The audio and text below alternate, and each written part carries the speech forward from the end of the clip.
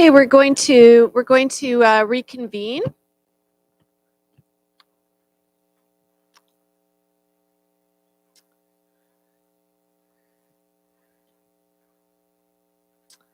Thank you. Welcome to Council Chambers.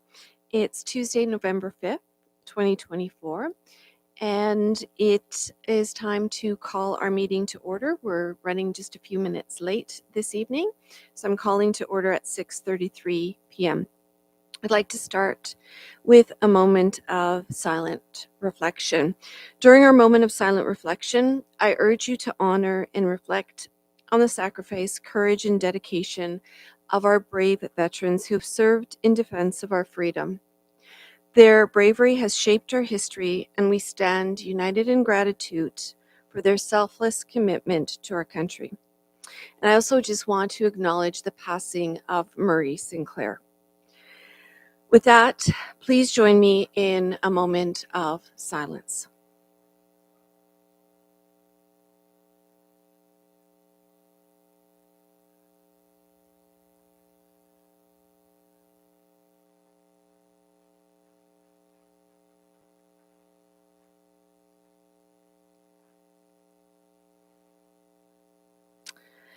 Thank you. And I think I would be, just wait for, no worries. I also do want to acknowledge, and I probably should have done this before the moment of silence, is that we have upon us a very important U.S. election this evening, and it will indeed be historic if a woman president is elected. Moving on to item 1.2, our land acknowledgement. The municipality of Port Hope exists on the lands of the Mississauga Anishinaabeg traditional territory covered by the Williams Treaties. We honor and recognize First Peoples as rights holders and stewards of the lands and waters in which we have the privilege to live, work, and play, including the Ganaraska Forest and River. We pay respect to elders, past, present, and emerging. We commit to actions towards truth and reconciliation by recognizing the United Nations Declaration on the Rights of Indigenous Peoples, strengthening ties with First Nations, Métis, and Inuit peoples, especially those who make their home in Port Hope, and learning from Indigenous ways of knowing and being. We do so by recognizing the past and working towards a shared future. Moving on to item number 2, are there any disclosures of pecuniary interest? I note that none were disclosed prior to the meeting. Seeing none, going to be moving on to announcements, updates, and recognitions. I'm going to just start with office closures. Please note that the municipal offices will close early on Thursday, November 7th, beginning at 1:45 p.m. for a corporate event. Please note that municipal recreation facilities remain open. All municipal facilities will be closed on November 11th to honor our veterans on Remembrance Day. I also want to bring to your attention the procedural bylaw 1-year review. Please note that the municipality is currently in the process of conducting its procedural bylaw. The community survey is available at myporthope.ca, and I encourage all of you to share your thoughts. The survey will be open until November the 11th. I also remind you that you can contact any members of council with your thoughts, or you can email the clerk. When the item comes before council for consideration, you'll have an opportunity to ask questions during question period at committee of the whole or make a deputation at council. So there are plenty of opportunities for you to provide input on this very important topic. And on the topic of surveys, I think we've got a great track record going now with the community. We've just completed our budget survey and we've hit a historic landmark for the community. We did manage to get 10% of the voting population to engage in the budget survey. So let's see if we can continue that on with some of the other surveys that we're asking you to engage with. Moving on to what's going to be my favorite part of the evening. And that's the Mayor's Kids and Youth Art Contest winners. And that's not disparaging any of our delegations or presentations for later, but this is a soft spot. It's winners of the contest of Why I Love Port Hope. So the Mayor's Kids and Youth Art Contest was launched earlier in the fall to celebrate Local Government Week October 20th to 26th, 2024, Local Government Week is dedicated to increasing public and youth awareness of the amazing opportunities that exist in this sector. The theme of the art contest was What I Love About Port Hope, and we received excellent submissions that showcase the creativity of our youngest residents. And I also want to note that one of our prize winners is going to be featured in our Season's Greetings Christmas card going out from the municipality. So we are delighted to welcome 7 young residents to council chambers this evening to recognize them for winning the contest and presenting them with certificates of recognition. I want to thank everybody, obviously, that participated, and I look forward to what next year will bring. But at this point, I'd like to call upon Brooke Hart, Nolan Hickman Morrissey, Harper Sterling, Simeon Terry, Scarlett Terry, Sydney Terry, and Leanna Michaud. If you could please all come to the front, and you'll meet your council members and receive your certificates. Yes, Councillor Todd. Thank you, Madam Mayor. May I make a request that tonight we suspend our normal policy around applause in chambers? Yes, we can certainly do. Are you going to suspend applause after all of them? Do you want to suspend for each or in general? I'll leave that for you, just in general for tonight's presentation. Okay. We will ask all the contest winners to come up. We will suspend applause for each individual winner, but a quick applause for all the winners collectively. To ask council members to step up with me.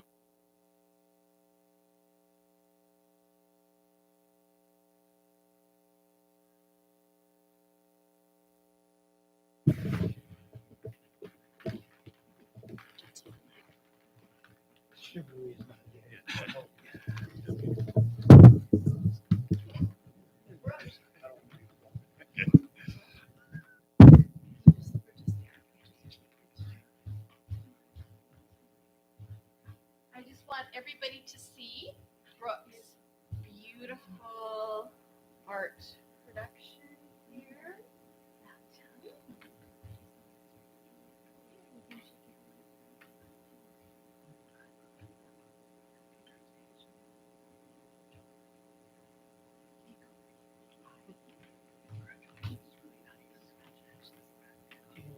And we will be displaying these in Town Hall.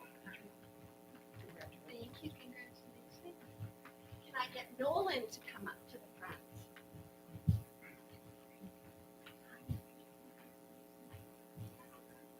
And this is Nolan's beautiful piece as well.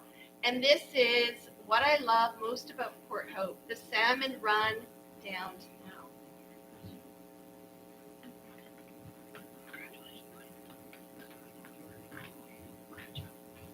And I should have said that Brooks is about all my family and friends that live here in Port Hope. That's what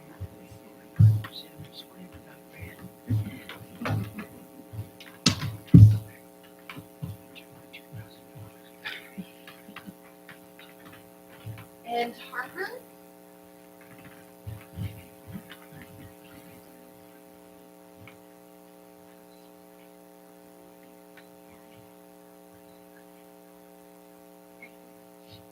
This is the beach.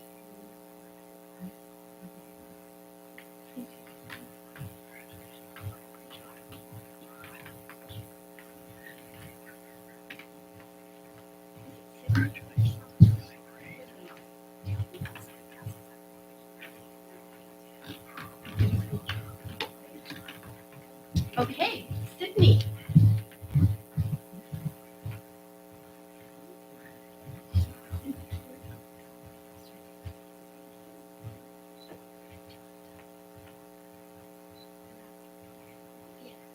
Then this is the natural beauty of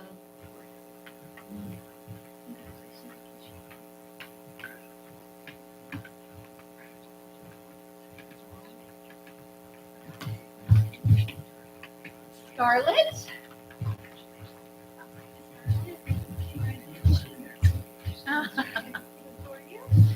And Tobin's Cafe. Beautiful.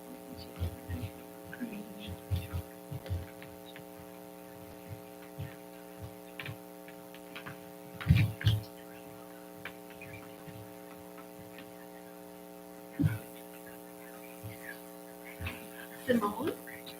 Simone or Simeon?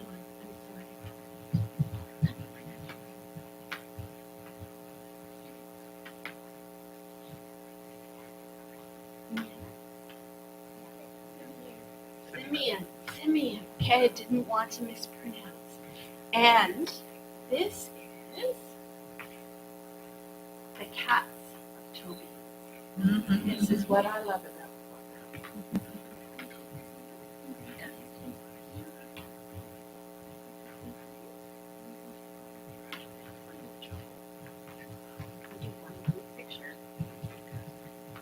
Come on in, we'll do a group picture.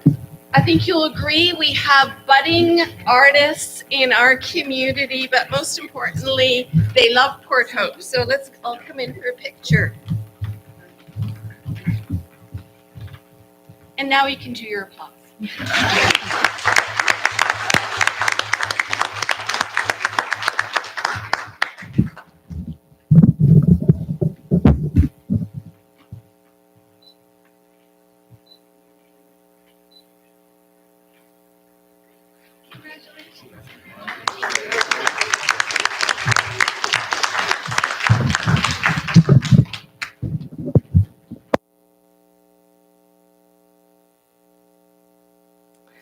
It's always lovely to have some of the youngest constituents of Port Hope with us.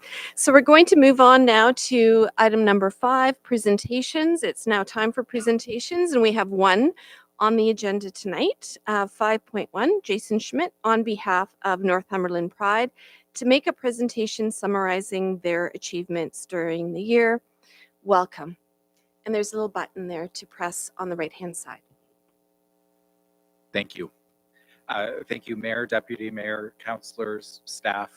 I'm joined tonight by Jacqueline Pennington, who is a board member on Northumberland Pride. We are a small but mighty board of 3. Stephen Kashurba was not able to make it here tonight with us.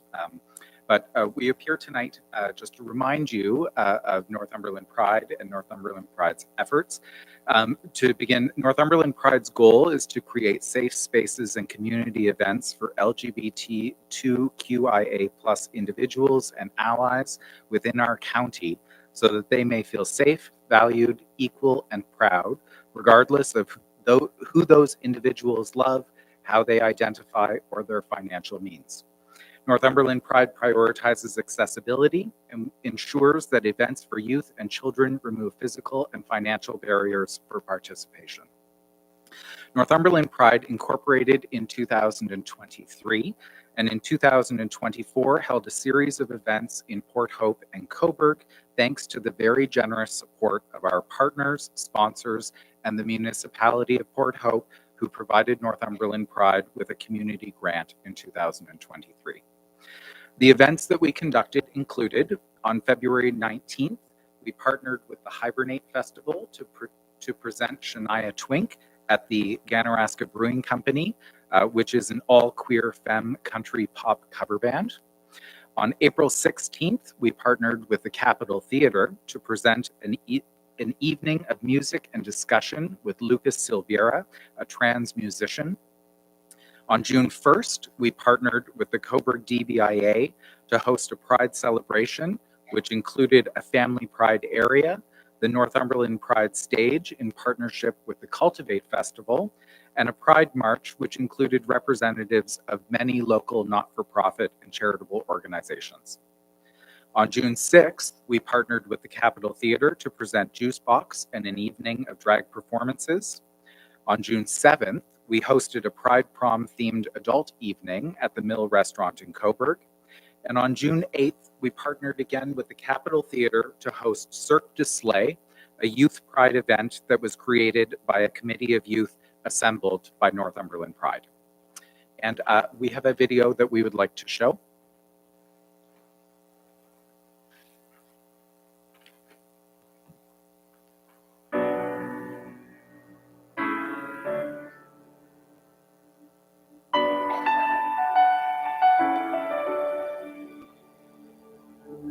I am not a stranger to the dark.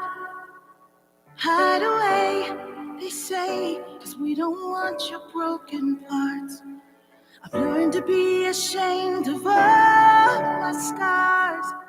Run away, you say, no one will love you as you are.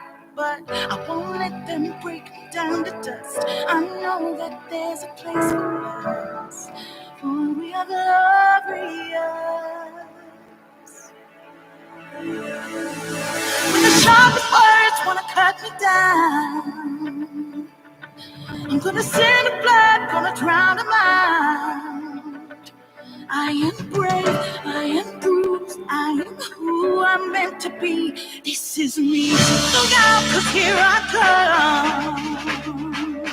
And I'm marching on to the beat I drum. I'm not scared to be seen. I make no apologies. This is me.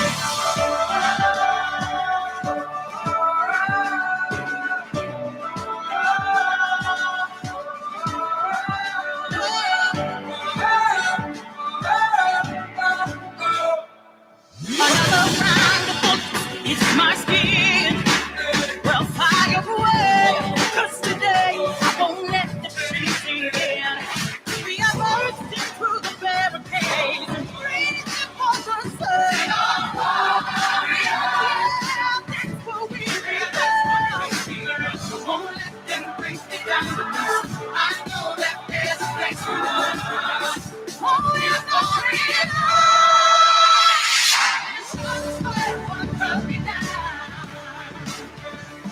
I'm gonna send a blood, gonna drown the mind. I am brave, I am bruised, I am who I'm meant to be. This is me. Look out, 'cause here I come. And I'm marching on to the beat I drum. I'm not scared to be seen. I make no apology. This is me.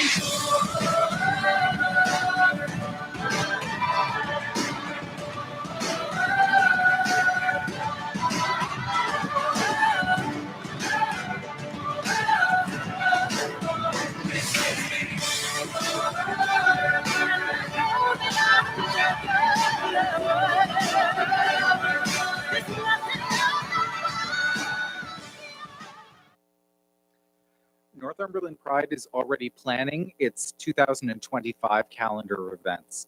The success Northumberland Pride achieved in 2024 has sparked community-wide interest, and we have been already approached by a number of organizations with significant stakeholders in our community to explore further partnerships and events. In 2025, we anticipate that Northumberland Pride will host, amongst other events, a partnership with the Hibernate Festival for an event in February, to explore further community engagement opportunities to bring discussion and awareness of LGBTQIA+ issues to our community, partner with the Cobourg DBIA again to host the Family Pride event and the March, facilitate another event for and by local youth, and partner with the Port Hope HBIA to create a Port Hope Pride event that will recognize the uniqueness of Port Hope's identity and not merely be a recreation of the Cobourg event. Northumberland Pride would like to thank the municipality of Port Hope for its generous grant in 2023, which helped us create an incredibly successful inaugural year.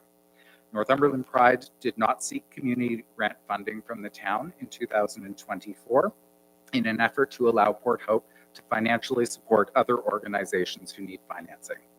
But that said, we do anticipate returning to the town in the upcoming months to explore how we can work together and hope that the town will be open to those opportunities. Thank you very much. Thank you very much for coming in and presenting and showing the beautiful video and giving us an update. And thank you for allowing other groups to come forward for funding this year and for making that space, but also we'll be keen to keep an eye on your future work and future requests as well. Does anybody have any questions or comments from around the table? Councillor Adam? Thank you. So I don't have any questions for you. I do have some comments for you, though. I've been very fortunate to be able to be at a lot of the different events that you've put on. you guys have done a fantastic job. We really appreciate all the hard work that you put in, not just through one portion, but throughout the entire year. And I agree. It's really nice the fact that you didn't go for the grant to allow other community partners to also get some extra money in there. And looking forward to working with you again in the future. Any other questions, Councillor Mink? Thank you. So through the chair, I just have a comment. When I watched the video, I couldn't help but notice the children at the events. And it really kind of struck me because thinking of when I was a child and the options that were available for me to learn in this environment, it wasn't available. And they represent the future in our community and further. So I just wanted to make a point of saying that and thanking you for the work that you're doing and bringing the community in a community setting. So thank you. Councillor Todd. Yeah, thanks, Jason. And I would just add to the comments that in such a short period of time, your board, your volunteers have been able to mobilize and do, I think, significant number of events that captured, all age ranges, all stakeholders in the community, and I think you should be commended for that. So continue the good work, and we're looking forward to it. Any final thoughts or comments? Congratulations, really impressive. We're cheering you on. Moving on to item number 6, deputations. Before we do that, you see we got so excited that I just assumed everybody had accepted this for information, but can I get a mover and seconder for that? Councillor Todd, Councillor Darrell, all in favor? And that is passed unanimously. Number 6, deputations. It's now time for deputations for members of the public. Remember, deputations may only be made on a matter that is on council agenda. Our community members are always encouraged to actively participate in our democratic process by making deputations. This method gives everyone a chance to express their opinions, concerns, or suggestions about topics on the council's agenda, playing a crucial role in the decision-making process for various issues, policies, or projects. And in accordance with the procedural bylaw, in order to provide a deputation to council, you must register in advance. You can register up to 1 day before the meeting and visit our municipal website to find out more information about registration or reach out to our clerk. So tonight we have one deputation, 6.1, Stephen Horn, regarding item 10.4, report DS 2624 REIC telecommunications tower protocol.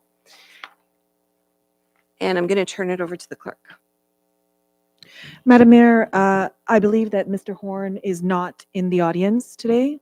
So in this situation, I think that we would likely just be moving on as he's not here to make his deputation. Thank you very much. Moving on to item number 7, correspondence. 7.1, Town of Cobourg Council regarding police services future opportunities, collaboration and merger options considerations from the October 10th, 2024 special meeting. And I'm going to ask Councillor Pearson to speak to the matter. Sure, thank you. So I think a lot of people in our community has voiced some opinions on this and has seen this come up in the town of Cobourg. It was sent over to us in our council information, and I thought I would elevate it so that we can have a little bit of a discussion on this and see where people are lying. And I'll let everybody chat, and then I may have a motion. Did you want to kick off the conversation since you're elevating it? Absolutely. Okay. Absolutely. So there's been a lot of discussion about this throughout the community, and I've been around for a long time. I've seen this happen before as well, and it causes a lot of tear within the community. And as we're going through a lot of different changes within our municipality, whether it be through recruitment of a director, recruitment of a CAO. I don't believe this is a good time for some extra turmoil. Now, I am a very large supporter of our Port Hope Police. I think our Port Hope Police do an incredible job. I would hate to see the service levels drop. I believe they do just unbelievable things for our community as well, not just as in the policing. And I think that that shows with the different reports that come forth showing their service levels. So I'll let everybody speak a little bit, and then I'll continue on a bit. Councillor Less. Yes.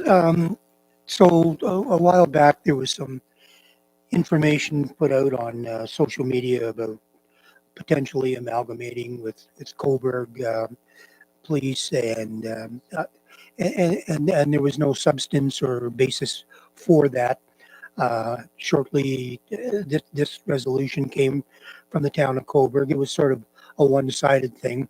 Would you consider it? And we sort of took us by surprise because it had not even been in the mill screen. And so I put a posting out about our thoughts on it. We do a great job of collaboration with Coburg and Durham and Peterborough and Kawartha Lakes, and that has developed over a number of years, and we back them up where they need, and they back us up, and it's worked out beautifully. I know with the new Police Act, there may be more formality to it, where we have to do certain procedural things, but we can get along that. But we are very comfortable with the way that we interact with all our policing partners. And we're very, very lucky in Port Hope to run a very efficient and a very, I don't want to say, they're an excellent police force. And we get from Statistics Canada every year a crime severity index. And it's quite interesting. It's the worst score was a Northern Ontario community with a score of 131. We came in at 25.73, which put us in the very top of efficient policing. And our friends in Coburg, they were at 69. Peterborough was at 72, and Belleville at 78. So you can see we're quite a way under the norm, and the Canadian norm was 80.45. So we are doing an excellent job of policing. And the reason our statistics are so low is, one, the quality of our citizens. We have, this is a very friendly, neighborly community. And we have proactive policing, community policing. We have police walking around. We have the school program. We have interaction within all the agencies, both here in Coburg and outlying areas, to support each other. We have an excellent attitude of our police and their management and the Police Services Board. We're all on the same page. And as I said, our collaboration with the different communities, policing communities around us, is excellent. And I would be remiss not to mention the OPP, who we have an excellent relationship here in Coburg, Port Hope. Thank you. Any other comments from around the table? Councillor Todd? Thank you very much. I'll make a comment on this. I think this is going to be a very important topic. It's one that is already on the doorstep, and so I think as time goes on and it comes forward to council for our discussion and consideration, it's one that we should be able to take seriously. And I'm curious to see the report that is behind this, and so we have a chance to actually see what is underneath all of this and what Coburg had seen. So when that comes forward. Thank you. And I do, along with Les, sit on the Police Services Board for our community, and I have the highest respect for our officers and our staff and our force here in the community.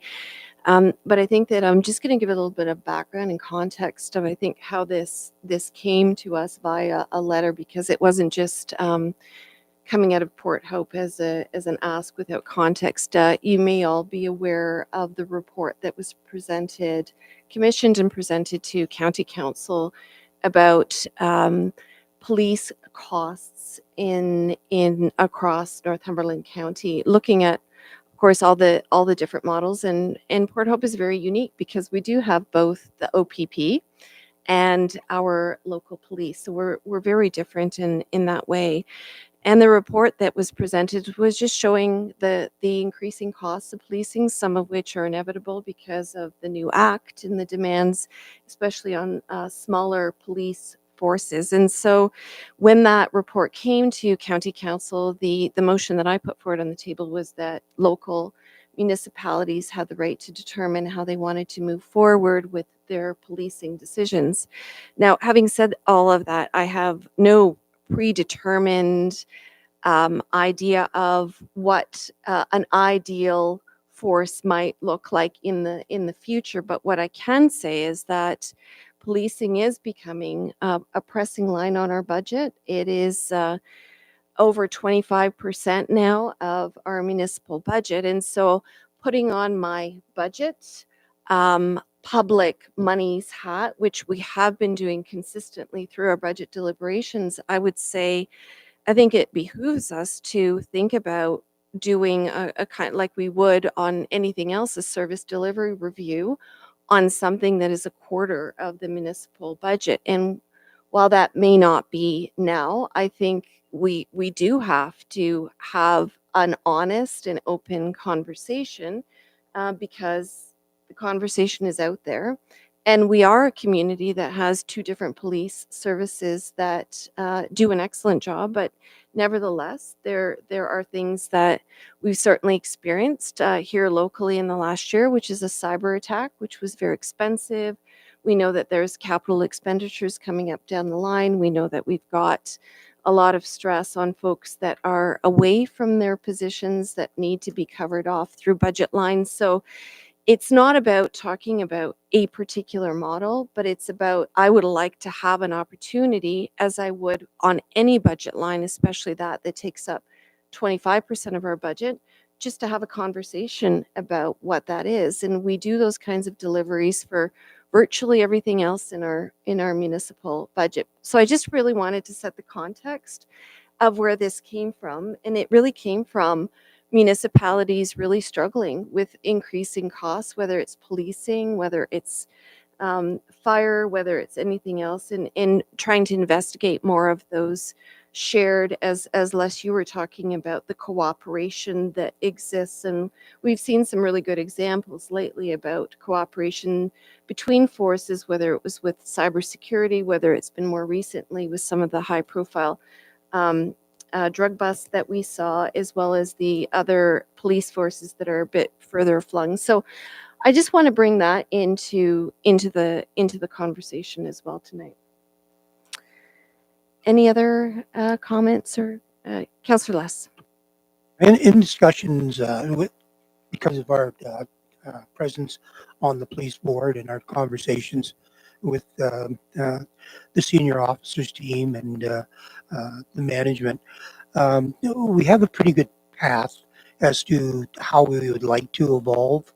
And who knows, 10 years down the road, whenever it is, there may be a more formalized role for collaboration, and maybe you could use the word amalgamation in those terms then. I don't think we're ready for it now.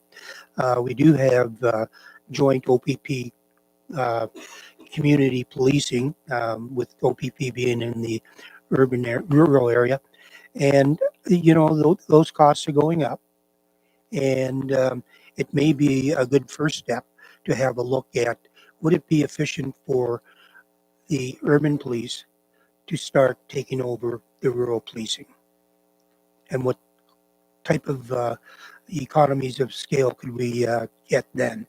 It's something that if we're going to have the public talk about, I think that would be the first topic, and leave the bigger subject of the all-encompassing Northumberland community policing to a much later date. Thank you. And just out of curiosity, how many of you had an opportunity to hear the presentation from Sabine Matheson, Strategy Core, to the County Council about just policing costs under the different models? I'd like to at some point consider extending that invitation just so that this council could hear the study that was done and just all the costing and the stresses that we do have as small forces and the rising costs of. And there was, just to be clear, that presentation was not making any suggestions about any kind of models. It was just setting out status quo and different options. But I do think, again, harping on my point, it's 25% of our budget, and we ought to have some discussion about what that means, especially when we're hearing more and more about concerns about increasing taxes. Yes, Deputy Mayor. Thank you. I'm glad that you raised the issue of having that report come to this council, because until now, any of us that have read it or familiarized ourselves with it have done it of our own volition, but it hasn't actually come forward in an official way to this council body. And I would rather have this conversation in response to something that is before this council, that has been brought to this council by someone within Port Hope, as opposed to responding to a decision that's been made in a neighboring municipality. I'll just want to clarify too, though, the percentage. I agree, the police budget is a big portion of the municipal budget, but it's 24% of the tax levy, not the overall municipal budget. It's only 13% of the overall budget. Just wanted to make that clarification. But I think for most of us, when we're thinking about expenses, it's the tax levy piece that we're paying for as residents that we are most concerned of, obviously. Thank you, Deputy Mayor. And that number that I quoted today, I received from staff.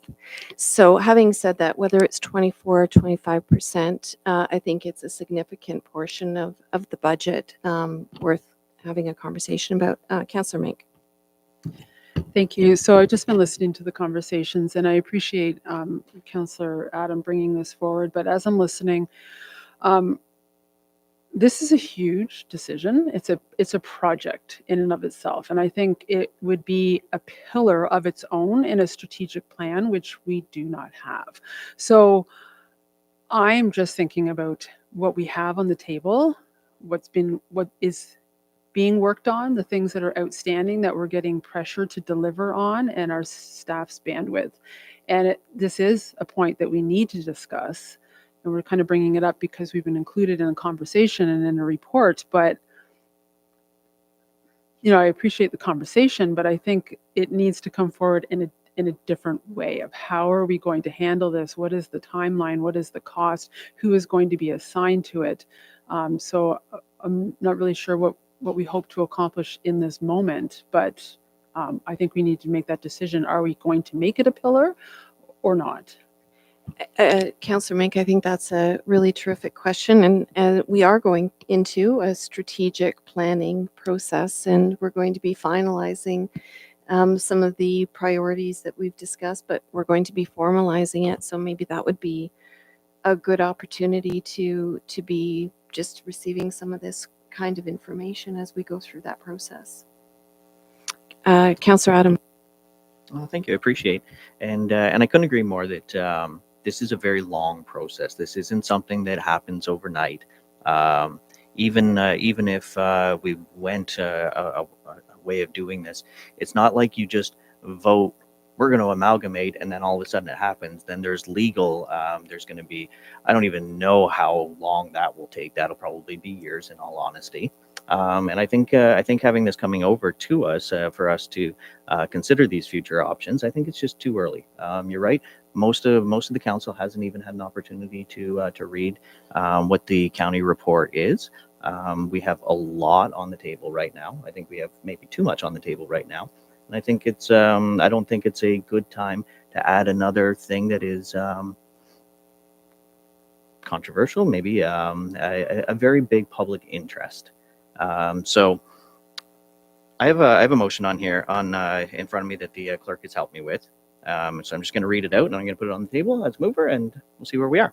So whereas the Council of the Municipality of Port Hope received correspondence from the Town of Cobourg regarding the police service future opportunities, collaboration, and merger option considerations, and whereas the Council of the Municipality of Port Hope believes that a strong and supported local police force is necessary to provide a more community-specific approach to policing, and whereas the County of Northumberland has reviewed the potential for amalgamation police services through their consideration of report police service review at the September 18th, 2024 meeting and has not taken any further action on the subject. Now, therefore, be it resolved that the Council of the Municipality of Port Hope receives this correspondence for information and thanks the Town of Cobourg for bringing this matter forward for consideration. And further, that the Council of the Municipality of Port Hope take no further action on the subject of amalgamation and/or expansion of policing with the Town of Cobourg and the Township of Hamilton for the remainder of this term of council. And further, that a copy of this resolution be circulated within Northumberland County, Town of Cobourg, and Township of Hamilton. Thank you, Councillor Adam. Is there a seconder for that motion? Councillor Lass. Any further discussion on this? I just want to, I really appreciated the points that you made in the resolution. I do think we have to be careful though about saying differentiating between the force that we have in Ward 1. And I think we need to acknowledge that we do have a very unique system here in Port Hope where we have both the OPP and our local police force for both the wards. And so I'm just a little bit about that language, right? Because there's also many discussions and tensions between OPP and local police forces. So I don't want to disrespect our residents in Ward 2 for sure. No, just kind of noting that was my first response. Councillor Mink? Thank you. My only is very specific wording at the very end when you said remainder of this term. In my opinion, I would just like to keep it open and say at this time, because putting such a definite time on it, I think really closes any opportunity to even discuss. In this case, I think being ambiguous is probably to our benefit, in my opinion. Councillor Todd? Yeah, I have the same curiosity / concern, because would that prevent us from even having someone come forward and present the report to us? Yeah, I agree. I mean, there's one thing about saying, thank you for the correspondence we'll receive for information, but I don't want to be closed on any particular issue for the municipality because lots of different things can happen over 2 years. We don't know what we don't know. And also, again, just because it is a significant budget item, I don't think we should be closing conversation on something that's such a big part of the tax levy. Councillor Todd? Yeah, and I don't think we ever want to put council in a position where it can't hear information. Councillor Adam? Yeah, so the wording wasn't that we couldn't receive information, just we can't take any further action. So basically, we can receive all the information we want, but we know that it's going to take some time anyways. And as I say, we do have a lot on the table. We have a changeover of CAO. We have a new director. We have a new director that was here today too. So we have a lot on the go, and I think it's just an added stress if we do take action on things. Hearing information, working on budgets, that's normal anyways, and whether or not we're going with an amalgamation or not, I think we're going to be working on budgets year after year, including the police, including the library, including everything here. I don't think that really changes very much, but I was more specific in not taking any action so that we're not going forth, which is then giving more onto the table for our staff. Thank you. Councillor Todd? Could I lean on our clerk regarding just procedurally, if the wording is stated as that, would it prevent us to send direction to have a presentation, or would it like I don't want the wording to be left to interpretation. I just want to make sure that we're clear at what it is. So thank you, Councillor Attridge, for that question. From staff's perspective, if the direction is that no further action be taken with respect to this matter, it would extend to any action that staff would take. That would include, strategic planning. Thank you for that clarification, Deputy Mayor. Yeah, I think I'd just like to echo the concerns of my colleagues here because we haven't received any information. All we've received is a resolution from another council who presumably based their resolution on some tangible information about what amalgamation might mean for them. And having had no official information shared with this council, I think it would be preemptive for us to say that we wouldn't consider something should information come forward that resonates with the council or with our priorities. That said, I share your position, Adam. I'm not itching to get into this conversation. I don't think it's something that is necessarily top priority for this council. But I think we need to stay open to receiving information and to what we may think down the road. Okay, thank you. I think at this point we've had a pretty good discussion. Unless Councillor Darrell, would you like to weigh in at all on this? I agree with a lot of everybody said. Kind of rumored up on Facebook, a month ago or so. I've had some phone calls. People that I've spoken to are of the opinion that we have a system that works. To them, it's not a budget line that they would look into sacrificing for their police force is the sentiment I've heard from people. And I think Adam has a lot of the correct things he said. And I don't think maybe the added stress of it, our police force necessarily doesn't need this on their minds either, whether they're going to be amalgamating while they're trying to do their jobs. I just think that uncertainty causes a lot of concern in the public too as well. That's my thought on it. Thank you for those comments, Councillor Darrell. And again, I think we had to be careful about calling it a police force because we have two different services in Port Hope. Okay, I think we've had a good discussion around the table. Is there anything else that anybody would like to add? So we've got a mover and seconder for what's on the table. All in favor? Okay, so that is defeated. Thank you. I've also noted that we have, Mr. Horn, we did call upon you a few minutes ago. Oh, sorry. Yep. Excuse me, we're not finished with this topic. We're only finished with his motion. Oh, okay. Sorry. Yes, sorry. so- I thought because Councillor Adam had forwarded it and he had put forward a motion on the table and we had voted again. Please go ahead. I did not mean to. Okay, so Yep. that motion's off the table. We still have to deal with this letter and whether we accept it for information or keep it open. There's so many maybes on this. I mean, has their council approved this? I don't think so. So are we going to be? Well, we haven't seen any information pertaining to that. We don't know how many of their council were in favor and not in favor. It's just too open-ended. And if you want to leave it open for future information, okay, I could understand that. But let's talk about expanding collaboration and get the word amalgamation out of there entirely. So, I mean, the what we had originally on the table before the motion was put forward was just to receive the correspondence for information. Would you be okay if we just received this for information? Sure, we take out the word amalgamation and include extending collaboration, and we would then receive it. I don't think, Councillor Andrews, that we can change a correspondence that's come to us for consideration or for information. We can't edit a letter that's come to us. Okay, we don't have to. Okay, let's make our own resolution on it then, as opposed to just accepting it as is.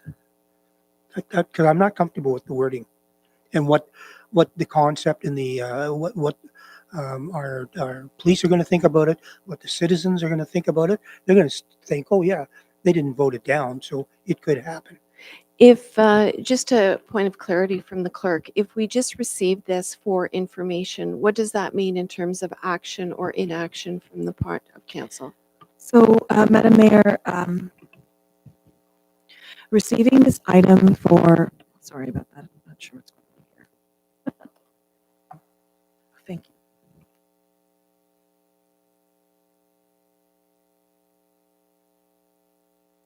Madam Mayor, receiving this item for information would be just that. The item of correspondence has come to council, and council is receiving that item for information. There's no further action identified as part of that direction. Councillor Mink? Thank you. So through the chair, I'm not opposed to Councillor Adams' motion that we respond, saying in a way that we are not taking action at this time. The specifics in his motion, I just had a few concerns about a few wordings in there. Otherwise, I'm fully supportive of saying we're not exploring this. So this is our municipality, and another neighboring municipality is putting this on us. And I think it's up to us to respond to say thank you, but we're not interested at this time, and then leave it open. I think just receiving it sends the message out to the community that we're very indecisive and we're taking a lead from somebody else. We're waiting to see what they're going to do for us to respond. So I think we do need to respond, but just not as specifically as it was worded. So would you like to put a friendly amendment to the original motion, or? Thank you. It was very long, so I didn't memorize it. I don't know if Adam was able to modify it at all. I'm based on just the turning over feedback? to the clerk now. Madam Mayor, the motion has been defeated, so a new motion would have Okay. to be placed on the floor. You should have worded it as a new motion based on some of the, okay. Councillor Mink is passing on that opportunity. Councillor Less, did you want to? Well, my intent, and I may not get the words right, is that we're not talking amalgamation now or in the near future. We're talking continuing our collaboration, and we're always open to new information coming our way. So if somebody can put that in a motion.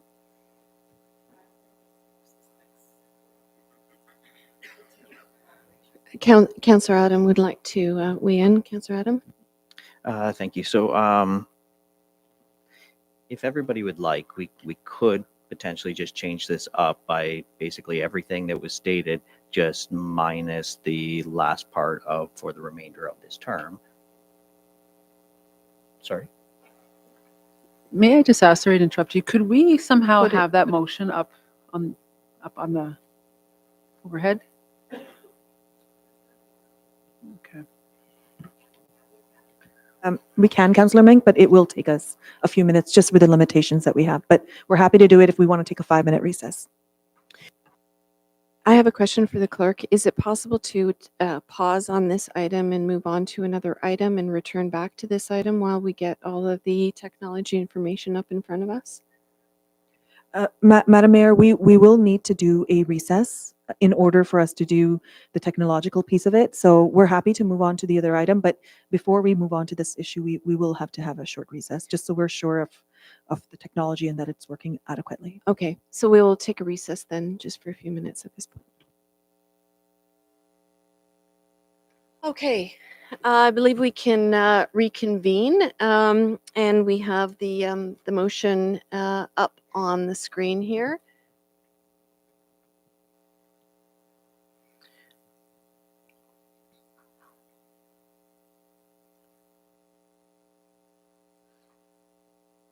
So that is the original motion that Councillor Adam had put forward and was defeated. So that is the original wording.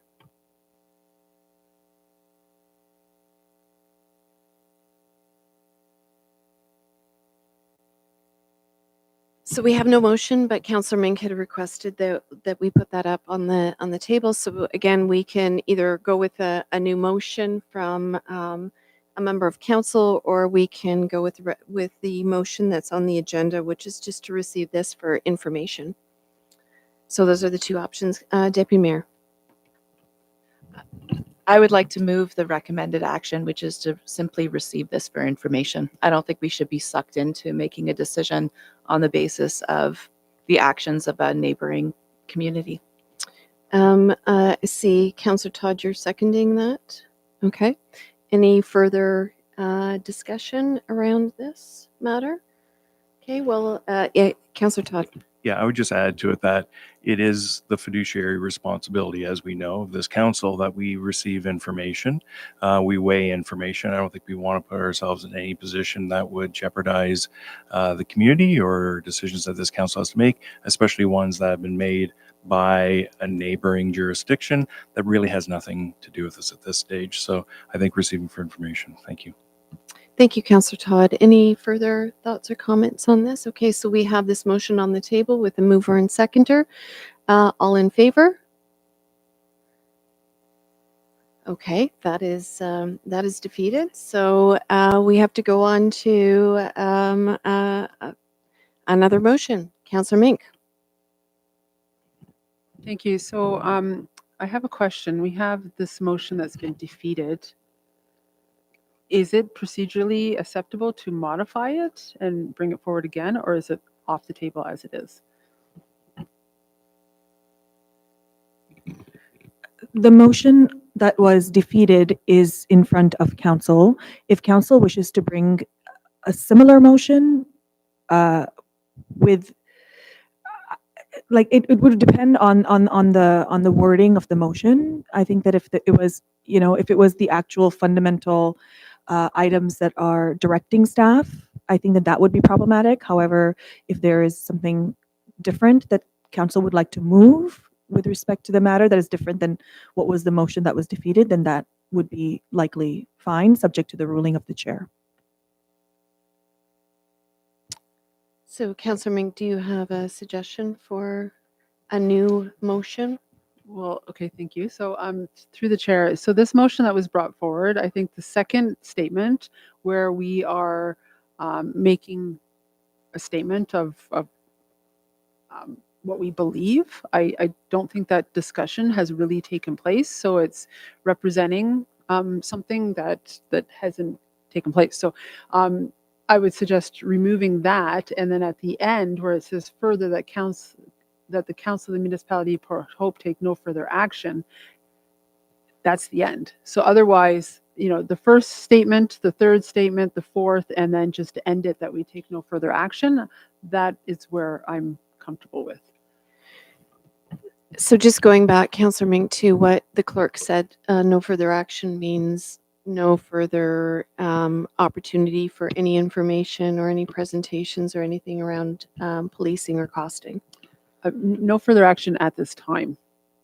I think that leaves it very open that at another time we may so choose. Okay. Any other? Yes, CAO. Just thinking forward to the staff trying to interpret this down the road, who's going to decide when that time is up? To know when no further action at this time, so something comes forward, and the clerk has to decide to put something out on the CAI. We start going down the road during strategic plan in the future when you take that on. Who decides that the time is up? Councillor Mink. Thank you. Would it be appropriate to say until council provides staff with further direction? Would that be acceptable? Under what prompt? I guess it's,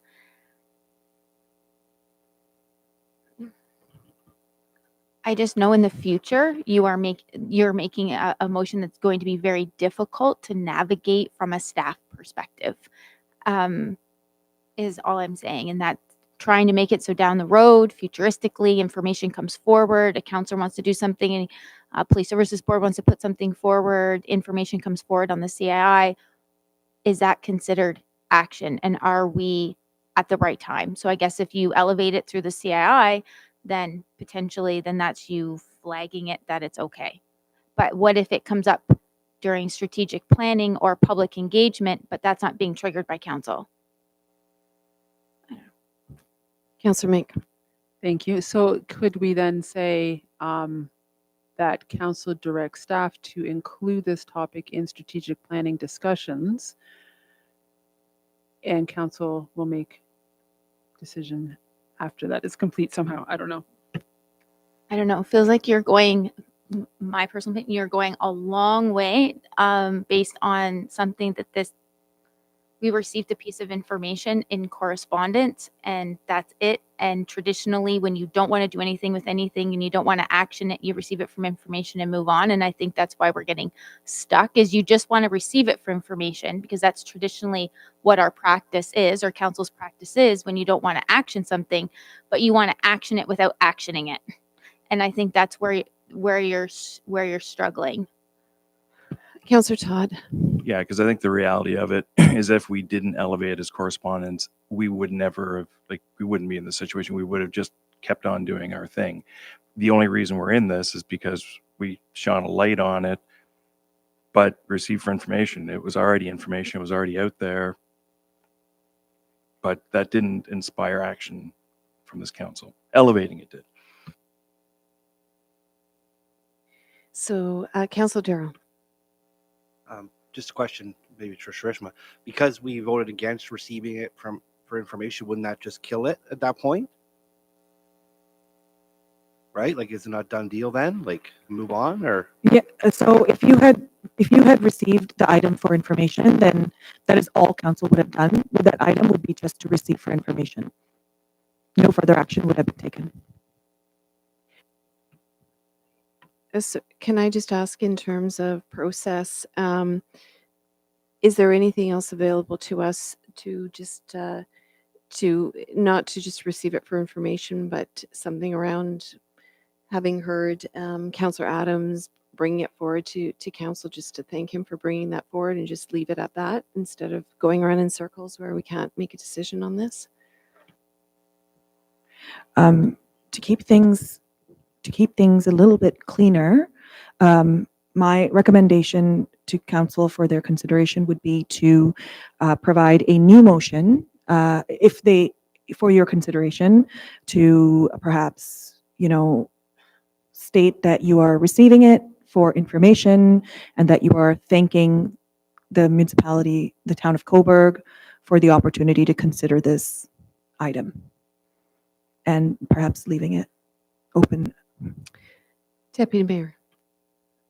I have a question procedurally. My understanding of the terms in the procedural bylaw is that if a motion is defeated, those on the losing side of the vote cannot reintroduce that motion, but someone who was on the winning side of that could reintroduce that same motion. Is that Is correct? Yes, so you could reconsider. That would be the other option as well, is that you would have to do. Okay, we're going to hear from Councillor Less, and then we're going to bring this to conclusion. Okay, can we simply say that council defeat the concept of amalgamation as outlined in the resolution provided by the municipality of Port Hope to Cobourg? I think it's the other way around, but okay. Be a motion that would have to be put forward. That would not be a reconsideration of the decision to receive for information. So let's stay with what we were just talking about, that the deputy mayor was bringing in. Let's deal with that first. Is there somebody that was not on the side of supporting that motion of receiving for information that would like to put forward a different but similar motion that is in the spirit of the default of receiving for information?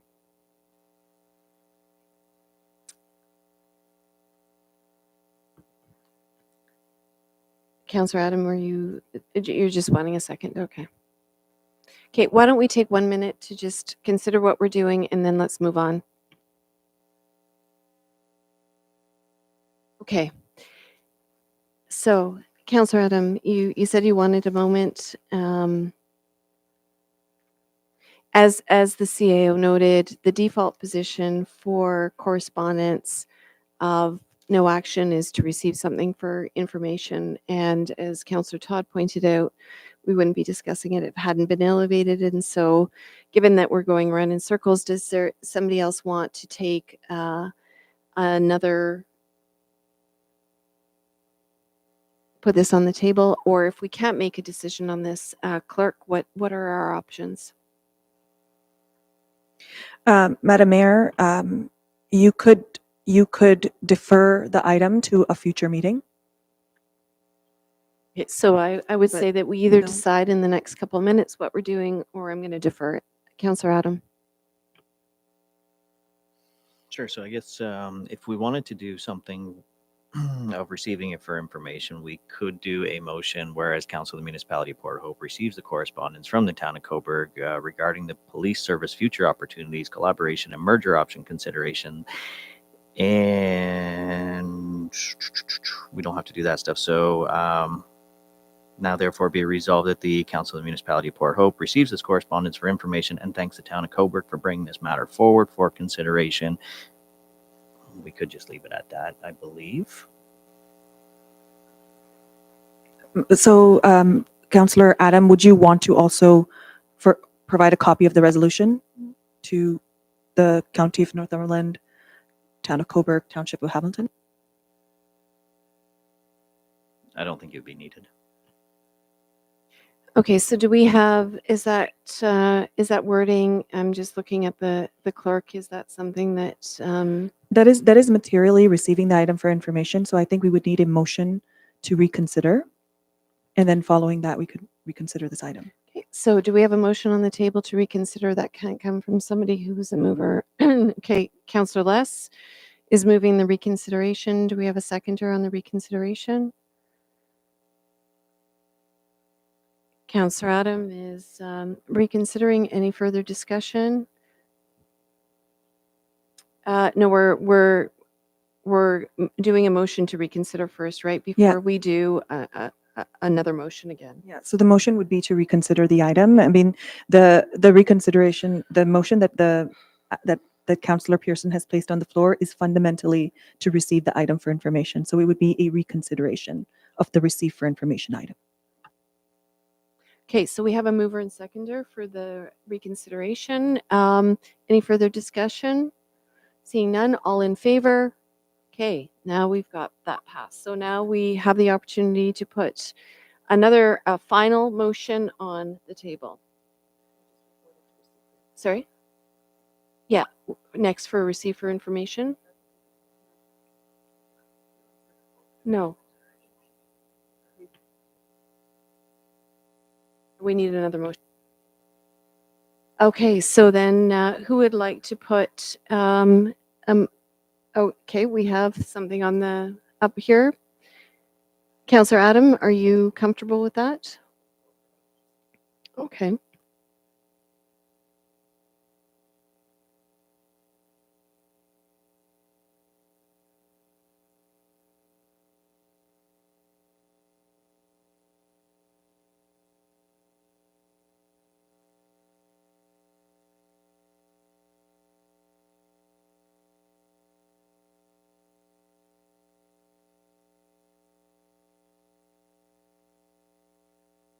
So that is proposed wording, but we still need to have somebody actually formally move this and second it. So is there a mover? And okay, moved by Councillor Todd, second by Councillor Less. Any further discussion? All in favor? Okay, that is passed. Okay, moving on to item 7.2, Susan Layard, co-chair, ACO Port Hope Advocacy Committee regarding proposed property standards bylaw. I'm going to ask Councillor Attridge to speak to this matter. Right, thanks very much. Later on in the agenda tonight, you're going to see that we're voting on property standards bylaw. We considered this in the committee of the whole. It's a great report, and thank you, staff, for for the report. The reason I bring this forward is the ACO has given us some feedback on the property standards bylaw. Much of it they were in favor of. There are some other items that they had asked for consideration. I just wanted to raise it so that we are all aware that these are some of the things that have been brought up. The fact that this is a heritage town, the fact that we identify, and part of our strong identity is around heritage. I think it's important that we make sure that these are front and center. And at a future date, then maybe we can consider some alterations, or we can continue to have conversations down the road about heritage pieces of the bylaw as it moves forward.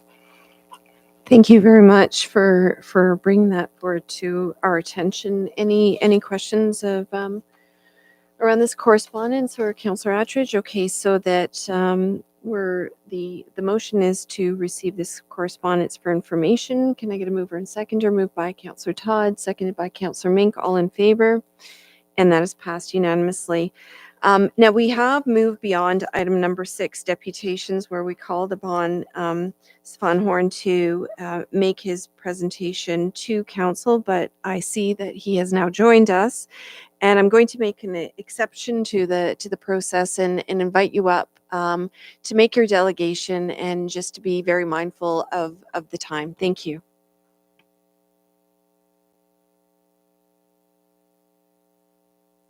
All right.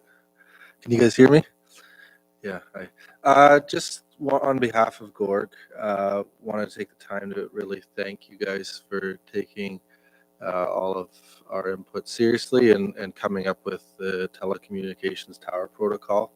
And also, we're very pleased with the letter of non-concurrence that was issued. Yeah, and then I guess we did see that the sign was removed at the location on Oak Hill Road, and I guess my only question to Ken was, I guess then, I guess you guys used this protocol to issue the letter of non-concurrence. Is that how that was? No. Oh, okay. Okay, but there won't be any, I guess the other question is, it won't be, there's no way that Rogers can grandfather into something in terms of the policy then? We can certainly take that question to staff and make sure that you get a fulsome response back. Anyways, basically just to say thanks for all the time that you guys took to really address this seriously and represent the community in regards to the telecommunications tower protocol. So thank you. Thank you very much for coming in for the delegation, and glad that we were able to still accommodate you on the agenda. Sorry about that, guys. No worries. Moving on then to item, well, we can accept this for information, this delegation. Can I get a mover and seconder? Moved by Councillor Les, seconded by the Deputy Mayor. All in favor? Thank you. Moving on to item number 8, the consent agenda, the adoption of minutes. Items listed under the consent agenda are considered collectively as one motion. Council members may request that specific items be removed for separate discussion, deliberation, and action. The consent items are listed on the agenda. Would anyone like to remove any of them for separate discussion? Okay, seeing none, can I please get a mover and seconder to adopt the minutes as listed? Councillor Todd is the mover, Councillor Darrow is the seconder. All in favor? And that is passed unanimously. Moving on to item number 9, consent agenda, advisory committee and board meetings. Would anyone like to remove any items under this consent agenda for separate discussion? And I do understand that Councillor Mink will be pulling out one of the items. Councillor Mink? Yes, thank you. I'd like to pull out 9.5. So what I'm going to do is I'm going to ask for a mover and seconder for all the items other than 9.5, which we'll be considering for discussion. Moved by Councillor Darrell, seconded by Councillor Todd. All in favor?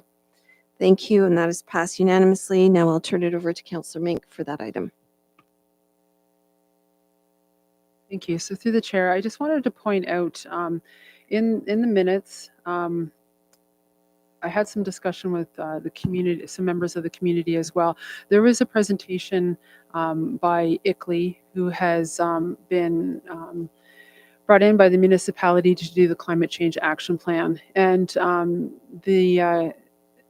that group came and did a delegation and sort of a discussion with the Accessibility Advisory Committee. And it is on the agenda, which brought some questions forward. In that meeting as well, I just noticed a little bit of hesitation and questioning about why are you here. So it wasn't alarming, but it did kind of sort of make me pay attention to that sort of those feelings. So I think that in the community, there's a lot of discussion about ICLEI. There's a lot of discussion about our involvement with ICLEI and a lot of questions I can't answer. And I understand that there's a lot of engagement around the municipality and our climate action plan, but they're kind of being done in isolation and they're not being brought together yet. So I'm just wondering if maybe staff could just give a brief summary of why they were at that meeting and when we'll hear more. Just wondering if you can provide that. Thank you. Turning it over to you, Director.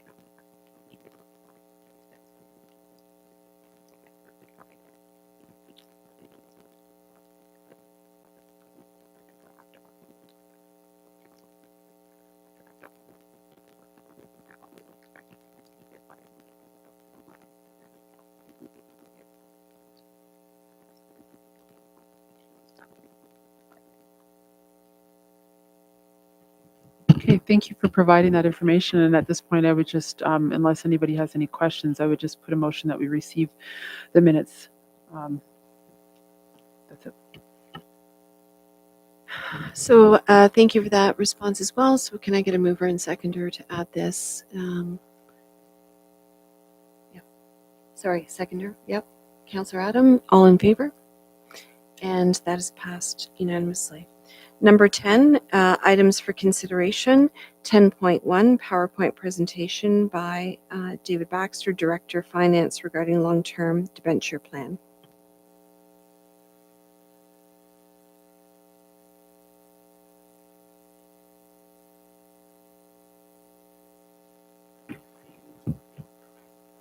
All right. So this is an update and another step on our budget roadmap. So tonight we're going to talk about where we're at in terms of long-term debentures. So to start, just first establish what a debenture is for those who may be unaware. Essentially, it's a multi-year debt contract that's used by municipalities to borrow money, and it's at a fixed rate over a number of years. So effectively, this is our long-term borrowing. Right? And we identify three main funding sources that pays for our debentures. One is the property tax levy, one is development charges, and the third is utility user fees. And I just stress the utility user fees are for usage of our water and wastewater services, which is separate from our property taxes. So this is a look at our debenture balance history. We had our last two debenture editions were in 2016 for the police station and for the Jack Burger Sports Complex. And we had the aerial bucket fire truck drop off and the water treatment plant also drop off. So that is it's kind of balancing. Overall, you notice the trend is that we have been reducing, right? So it was a year prior to this chart, 2016, where we added the two new. We have very purposely not been adding anything since, and thankfully seeing that trend come down. I'll talk some more metrics on the levels overall in a minute. So I want to just build a bit of an understanding of where debenture balances are at as of the end of this year, and then what they're and how they're paid for. So we have the property tax levy pays for the majority of our capital. You will note the first three are for fire trucks. The first one, $60,000. We're going to be paying that till 2030. And similarly, the next two trucks till 2026. That's because we took out debentures at some point for fairly small capital purchases over a number of years. So we've already had some fire trucks drop off. Certainly part of our strategy going forward will not be to take out multi-year debentures for fire trucks. Just a bit of a sign of how far we have come, which is good, and just moving through until those are complete. The wastewater treatment plant, I will just speak to that, just noting really that 2/3 of that is funded through our utility rates, and the remaining 1/3 is through development charges. So on an annual basis, we have, this shows in the orange how much we're paying in terms of interest. And then in terms of what looks like on here, like a lime fluorescent green, is the principal amount. Combined, it's $2.1 million per year across multiple funding sources, but $2.1 million. So without adding any debentures, this is what the forecast really looks like. We have, as mentioned, we're starting out at almost $22.5 million. That starts to decrease as we move into 2026 by about $1 million per year. That amount changes as the interest changes based on the amount of principal and as a few of these drop off. So as noted, we would have the two of our fire trucks drop off in 2026 and another one in 2030. The most significant debenture being the wastewater treatment plant does not conclude, however, until 2051. So we will just talk briefly about the annual repayment limit. So the province establishes effectively a limit on the amount of debt a municipality can take on, and that's based on 25% of our own source revenues. And when I say own source revenues, property taxes, certainly user fees, and then other things like investment income. It does not include money coming from the province. That's not our own source. Okay. So the province limits us at 25%. The Port Hope has in our strategic financial plan a goal of achieving 10% limit. And that's because at the time we were above 10%. So that's why it's worded that way. And it wasn't that long ago that, as I said, that we were above that 10% limit. So looking at our annual repayments, the ministry limit, right, at the 25% or 8.7 million is in the orange line. The green line differentiates what our 10% or 3.5 million self-imposed limit would be. And we for a number of years were above that. With our water debenture dropping off, I want to say 2 years ago, this has decreased quite a bit. So annually right now we've got 569,000 that should be paid for development charges. We know we have challenges on that from a cash flow basis, but ultimately will come from development charges. Our utility user fees are just over $1.1 million.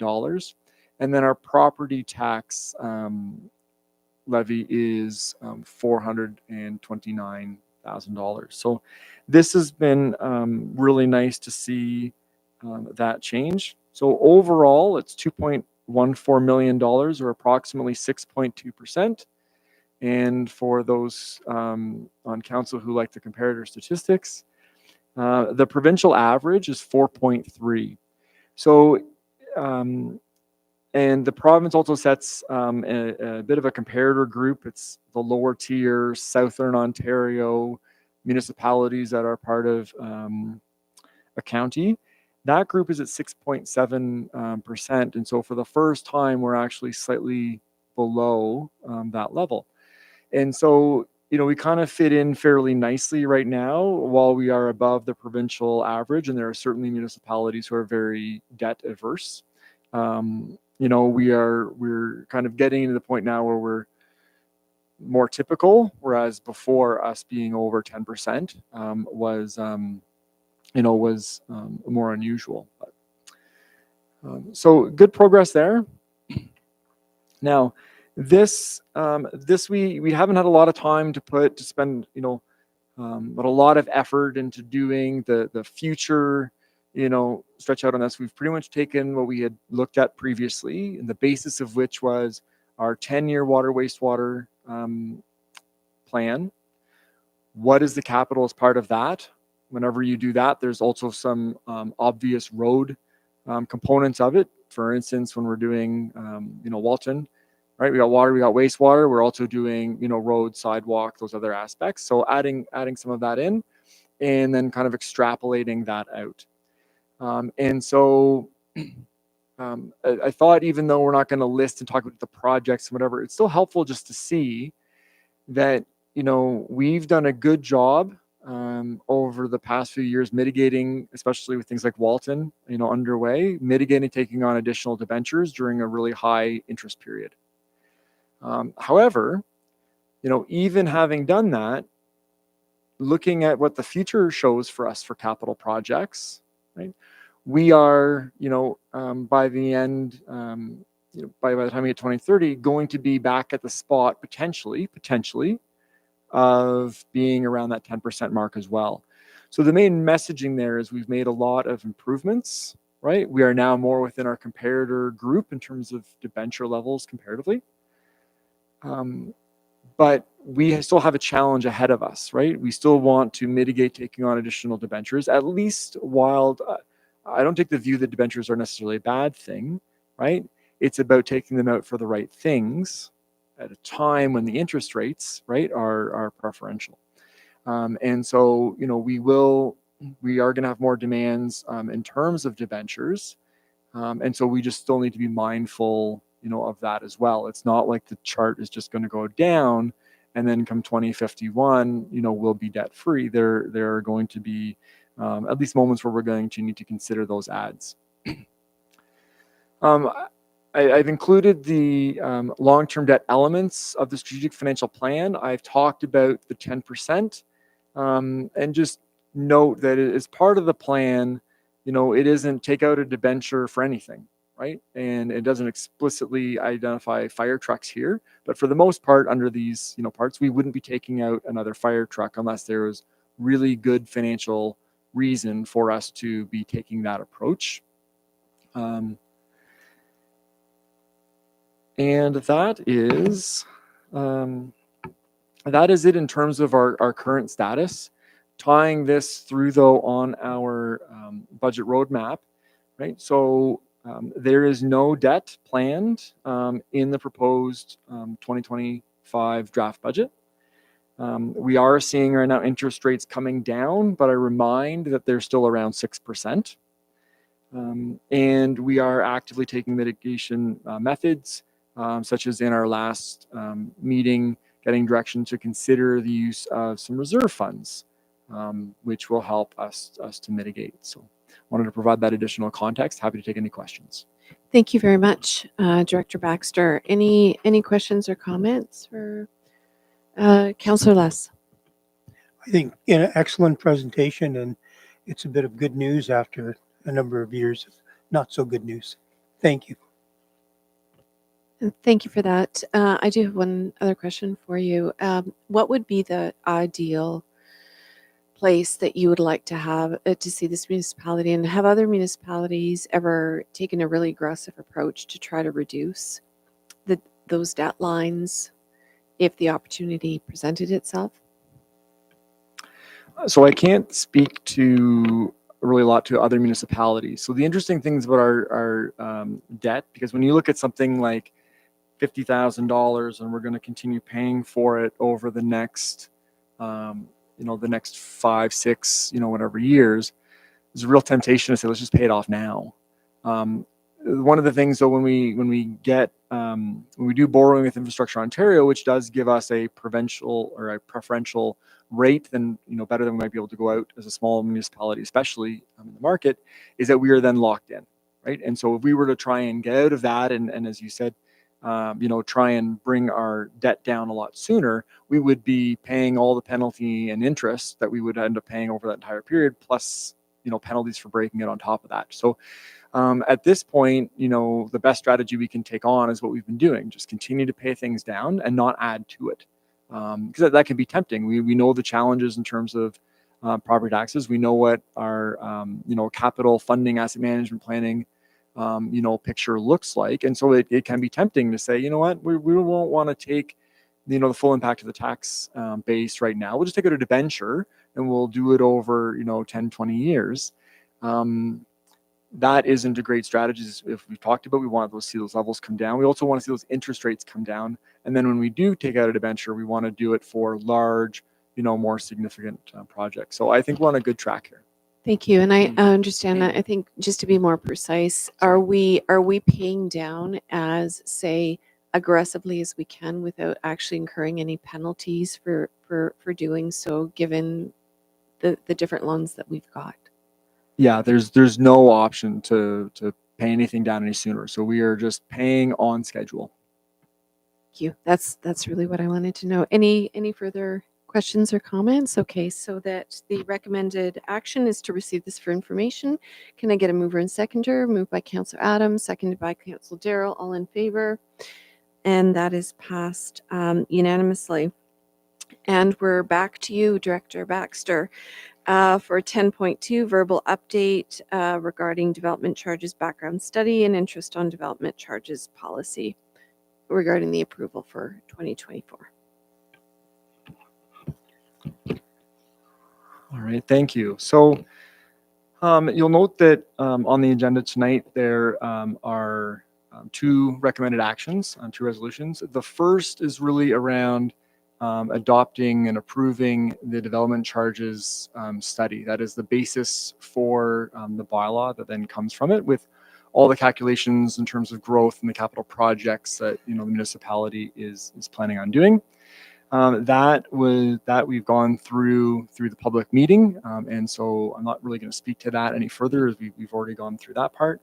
The second part is around something that is then required as part of current legislation and as part of our bylaw, which is an interest policy to go along with the development charges. And so we currently have an interest policy, but just like a lot of the other aspects of development charges, with changes to legislation, we now need to do an update. And so I'll just provide very simply, it is a change in how we look at the prime rate.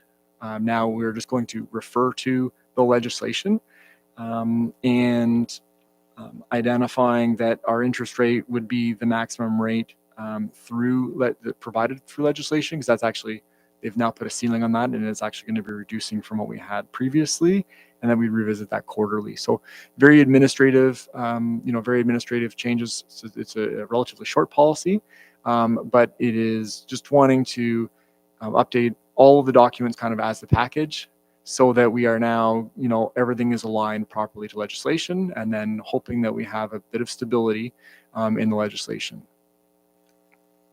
Thank you very much. So we do have two recommended actions that are on the agenda, and I'm going to need movers and seconders for each of them separately. So before I get there, are there any further questions or comments for Director Baxter? Okay, seeing none, I'll move on to recommended action number 1. Can I get a mover and seconder for that? Moved by the Deputy Mayor, seconded by Councillor Less. All in favor? That is passed unanimously. Moving on to recommended action number 2. Can I get a mover and seconder for that? Moved by Councillor Darrell, seconded by Councillor Todd. All in favor? And that is passed unanimously. Thank you very much. Moving on to item 10.3, draft 2023 audited financial statements. Can I please get staff to introduce the matter? Certainly. So I'm not going to get into providing my commentary on the financials, as specifically the auditors don't want that. There's lots of notes, to go through, and they need to be represented in a certain way. What my preference is like you just saw, is to update council, in more visual, short presentations, kind of as is appropriate, throughout the year. The one thing that I do want to just point out, though, is that we had a few accounting standards changes this year. The asset retirement obligations, which in a nutshell is identifying future liabilities at the time of retirement or sooner for things like asbestos that might be in buildings. And we also aligned with that a review of our contaminated sites reporting, and we had financial instrument reporting changes. I know it's all very, very exciting, but what I can also tell you is that significant amount of time goes into this. We are very regulated. We are required to go and implement these standards, as tedious as they may be. And I'm the one here speaking in front of you, but really Christine McKinnon, who is on the other side of the room, is our finance manager. She's the one who does all the heavy lifting on all of this, and who I want to express my sincere thanks and happy, but also sad news. She is expecting her first child.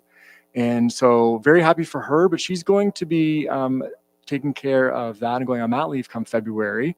And we're very much going to miss her doing the next round of these financial statements. So thank you very much, Christine. Thank you for that, and congratulations, Christine.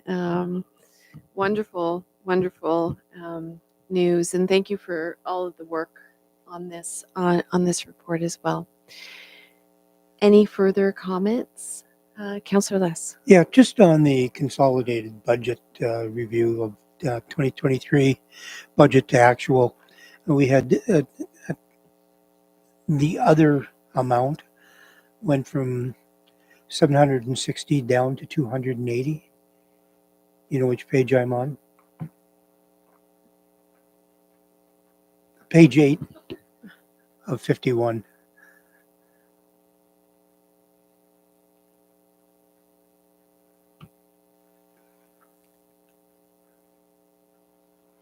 Sorry, I've got page 8 as notes. Pardon me?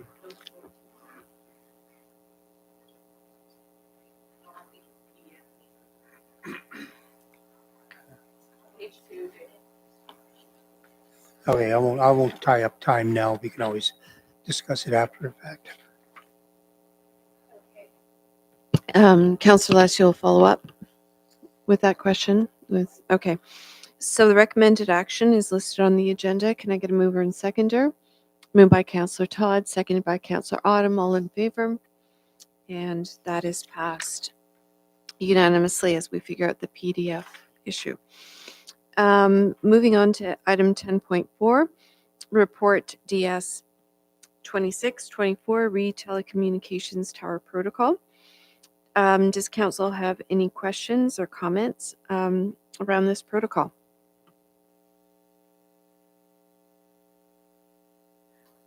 Okay, seeing none, the recommended action is listed on the agenda. Can I get a mover and seconder? Moved by Councillor Darrell, seconded by the Deputy Mayor. All in favor? Passed unanimously. Moving on to report 10.5, WE0724, Re-Ganaraska Region Conservation Authority 2025 preliminary budget. Can I ask staff to introduce the matter, please?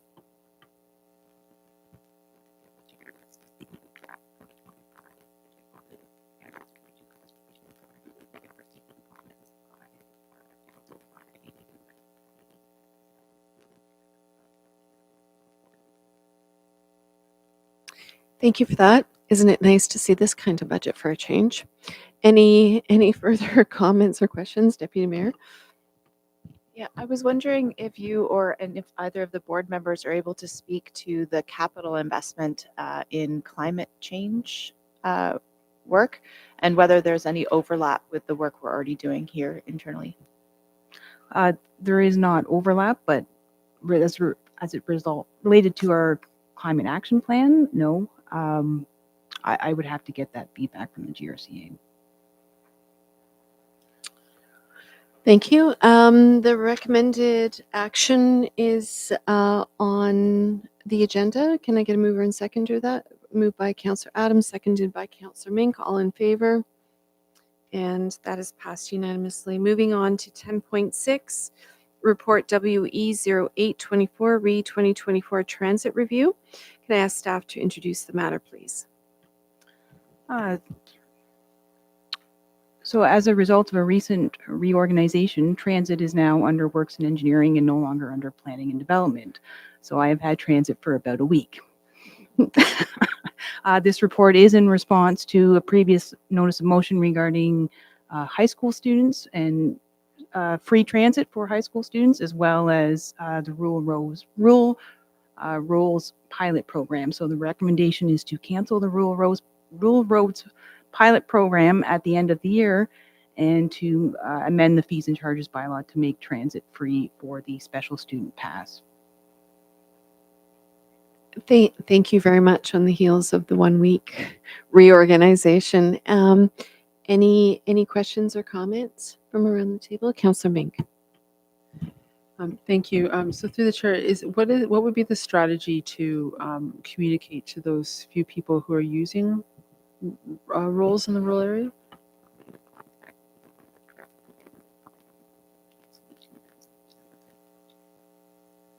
Thank you. And just a follow-up question, is there any conversation with community care and whether they can accommodate those individuals on their schedule?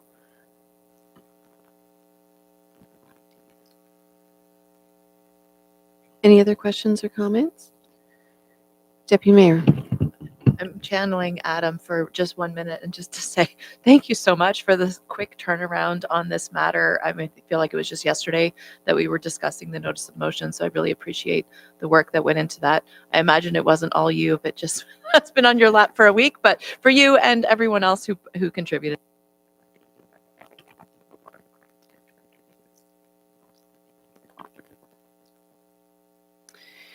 Channeling Director Davis. Thank you for that. Okay, the recommended action is listed on the agenda. Can I get a mover and seconder for that? Moved by Councillor Todd, seconded by Councillor Adam. All in favor? That is passed unanimously. Moving on to item number 11, committee reports and recommendations. 11.1, motion from Committee of the Whole meeting, October 22nd, 2024, regarding Port Hope Public Library Board budget presentation. Is there anything that anybody would like to add before we vote on the matter? Councillor Less and Deputy Mayor. Councillor Less. Do we have a date when the revised budget numbers are coming back?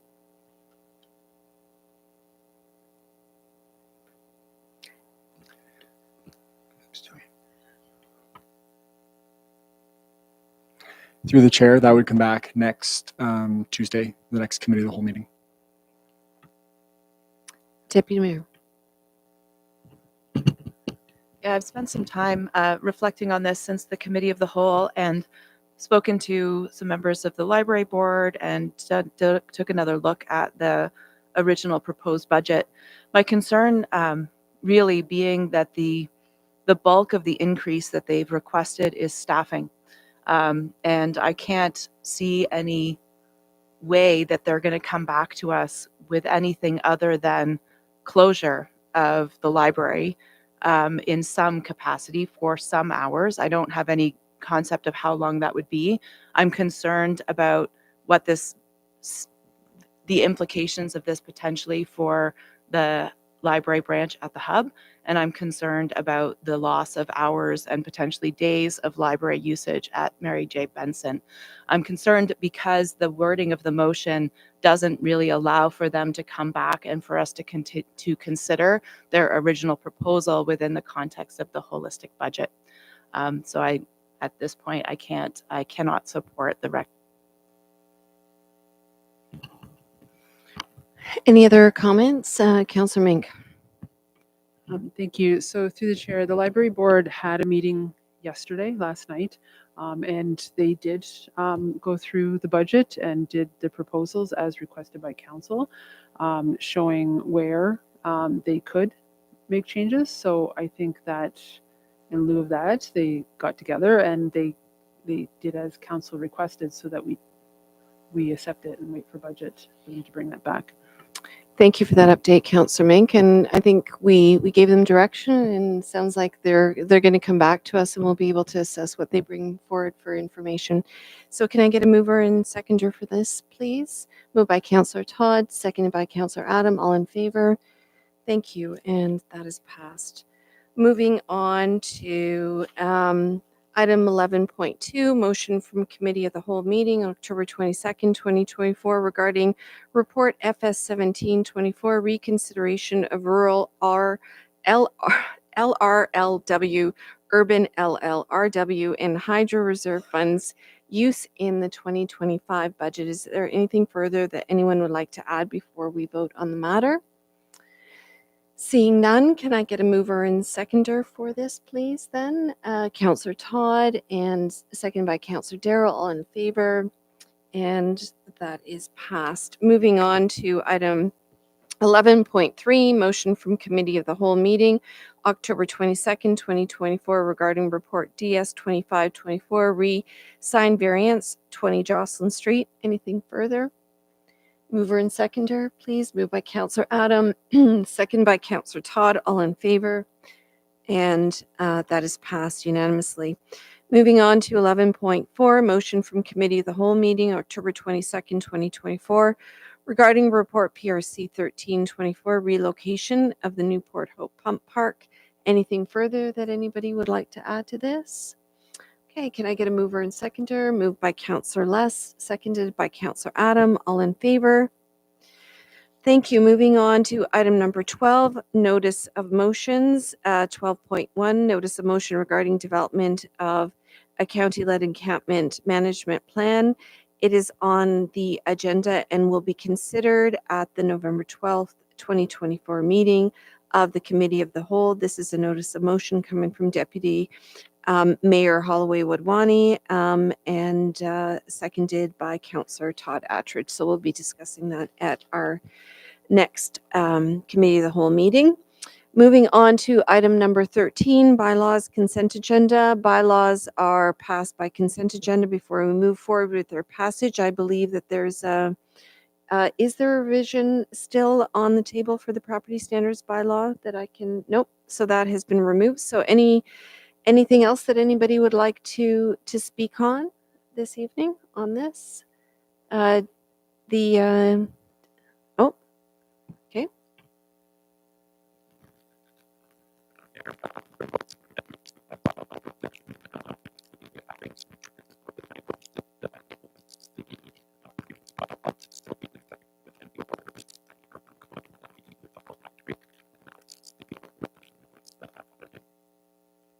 Thank you very much for that clarification. Deputy Mayor? Yeah, when we reviewed this at the last meeting, we spoke a bit about a new bylaw coming forward around clean yards that would address some of the community input around yard usage. And I just wanted to say for the public's knowledge that that's already been circulated for the Environmental Advisory Committee's review. And so I just wanted to acknowledge that for anyone who was sort of antsy about us passing this without seeing that language. And I'm confident that that's coming forward. Thank you. Can I get a mover and seconder for this, please? Moved by Councillor Adams, seconded by Councillor Darrell. All in favor? Thank you. This brings us to item number 14, confirmatory bylaw. It is now time for the confirmatory bylaw. This bylaw confirms the proceedings that took place this evening and to provide for, I'm sorry? Oh, that's a consent agenda. They were considered both at the same time. But thank you for that intervention. Item number 14, confirmatory bylaw. It's now time for the confirmatory bylaw. This bylaw confirms the proceedings that took place this evening and provides for formal adoption through bylaw. Can I have a mover and seconder for that? Moved by Councillor Adam, seconded by Councillor Todd. All in favor? Thank you. This concludes our business to be covered on today's agenda. We've reached the end of the agenda for today, and I'm in a position to adjourn at 8:30 p.m. Thank you very much.